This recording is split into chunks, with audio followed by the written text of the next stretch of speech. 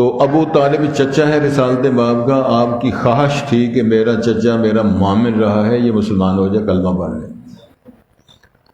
اور آپ اس کی زندگی کی آخری لمحات میں اس کے گھر گئے، اس مجلس میں بیٹھے، اور آپ نے جا کر فرمایا یا ام قل لا الہ الا اللہ، اے چچا کلمہ پڑھو، لا الہ پڑھ لو۔ وہاں بلکہ حدیث کے الفاظ ہیں، رسالت باب نے تبصرہ کیا ہے کہ میں حجت کے طور پر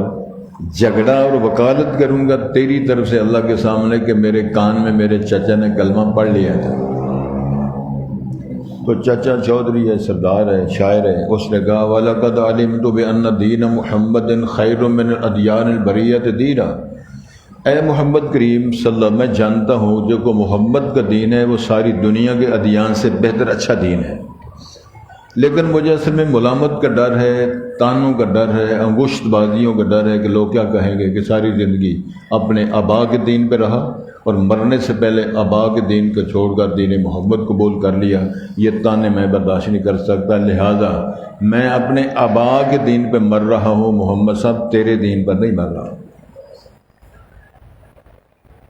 آپ کو بڑا افسوس ہوا، بڑی پریشانی ہوئی، تو مایوس ہو کر جب گھر سے نکلے تو جبرائیل تشریف لائے، اللہ نے بھیجا اور فرمایا انک لا تہدی من احببت ولکن اللہ یہدی من یشاء،